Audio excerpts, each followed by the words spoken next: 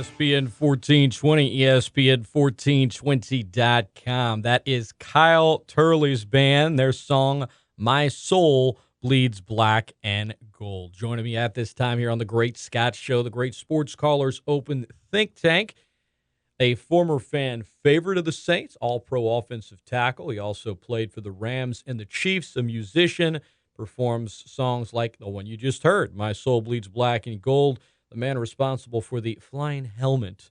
Learn more about his music at KyleTurley.com. Give him a follow at Kyle Turley. His second time on the program. Kyle, welcome back, my friend. I'm doing good. Good to be with you, Scott. Thanks for taking the time, man. And I want to briefly just ask you, I know you're on the West Coast this week. Grew up in California. When you were a kid, what did you enjoy more, surfing or football? Well, I grew up surfing as a kid, so I didn't play football till I was a senior in high school, actually. So got to go with surfing on that one. Now, once you kind of got football in your blood, was it like an instant just love affair, or was it still like, this is cool, but surfing's my real love? Well, surfing's just a different thing, and likewise with football, it has its own uniqueness that I don't think you get to experience in the everyday life. And that's what's so great about surfing. You get to go and do something that most people don't do in the world. And playing football was the same, and it has its own outlets, just like surfing and catching a wave. Anybody out there knows what that feels like. They understand, and anybody that's ever played football understands the feeling of playing that game and what it is to run out of those tunnels and to make it to the National Football League was just an unbelievable dream come true. I mean, I always loved football as a kid. It just escaped me for all those years, and didn't come around until I was a senior in high school where I really decided to step foot on the gridiron. How much do you still surf today? I try to get out as much as possible. Been off the road with my music and going to be off the road a little bit with my surfing as well. Taking care of a bunch of surgeries these last couple of years as my insurance runs out. Got to go under the knife. The beautiful game of football takes a bit of a different toll than the sport of surfing. ESPN1420 and .com. Kyle Turley, our guest. More on that in a minute. I want to follow up on what you were talking about in terms of surgeries. But looking back, we're here in South Louisiana, Saints country. Who did you enjoy playing for more, Mike Ditka or Jim Haslett? You know what? Each guy had their own unique style of coaching, and obviously Mike Ditka, an icon, and still to this day I work with him with the Gridiron Greats organization, a retired football player benefit organization, and he's just an unbelievable man. He played the game, both coaches did, but first tight end to go in the Hall of Fame. I mean, just an icon, and when you think of football, you think of guys like Mike Ditka. So that was just an unbelievable thing for me to be able to get drafted by a guy like that, and that's still kind of a claim to fame in and of its own right. Who drafted you? And you say Mike Ditka, and they go, what? People's ears perk up. And but Jim Haslett was a great coach, and he brought it together for us a bit better with his staff and the personnel that was on the team and that he brought in, and we just had a great deal of success. But I really wish we would have won under Coach Ditka because he was a lot of fun to play for. What's your favorite memory in a Saints uniform, Kyle? There was quite a few. I mean, great memories. Obviously, the first playoff victory in team history was a big one, and coming out of that tunnel for that game, and then at the end of it, going back in it was quite special. But at the same time, that was my first spot in the NFL. So that always holds a unique place in your heart as a player. In the first place that you ever put your hand in the dirt as an NFL player. Let me ask you a question you've been asked 100 times, including the last time you were on this show, but fans like to know, doing my due diligence, Sunday Night Football, you rip off Damian Robinson helmet, toss it in the air. First of all, how much do you still get asked about it today? And secondly, just take us back to that moment in time. Well, as an offensive lineman, you don't get noticed for much unless you're giving up sacks or jumping off sides. So, that was a unique moment in football history, and a lot of things played into that, and it was what it was, and that's my claim to fame, and everybody knows me from that.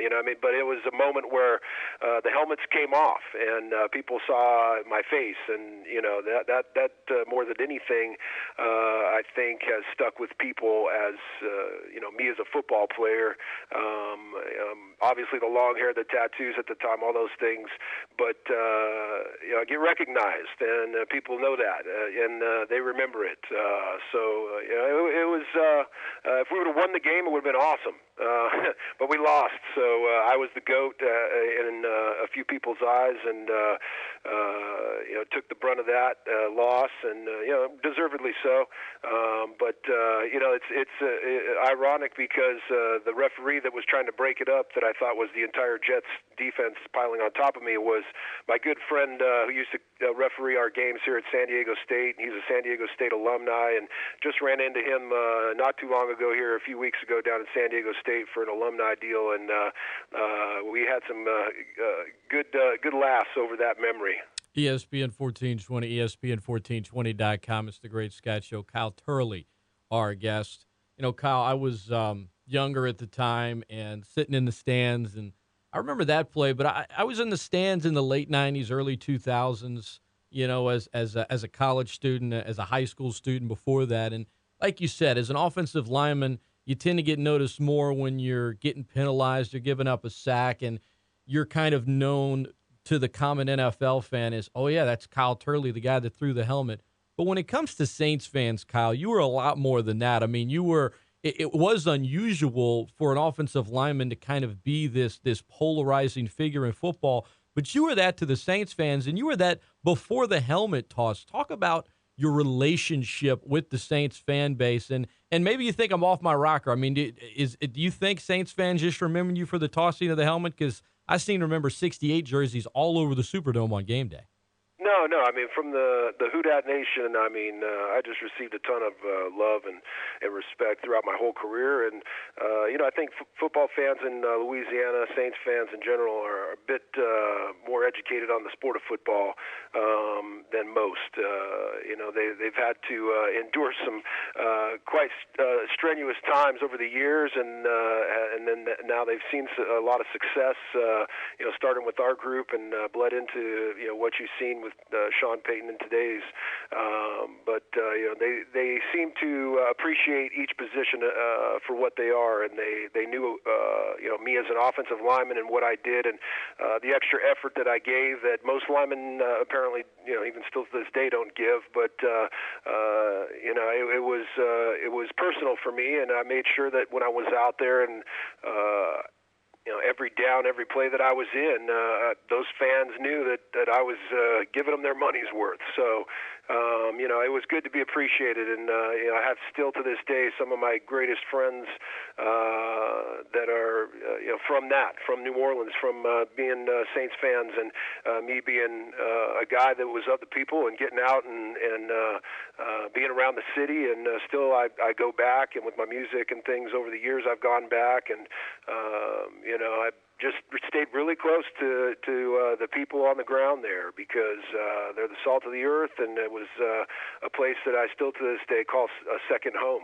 ESPN1420 and .com. Kyle, here in Lafayette, we have, events for our radio station. We got one coming up 2 weeks from tomorrow. And I tell you what, when we have them before football season, everybody, breaks out their gear or their old jerseys. Still see folks wearing the 68 jersey. So certainly you left your mark here. It's been remembered. We're visiting with Kyle Turley right now. You will have a chance to visit with Kyle Turley on your own with live chat at chatograph.com. We'll talk more about that in just a few minutes, but you don't want to miss out on that. I'm visiting with him right now here on ESPN 1420 and .com.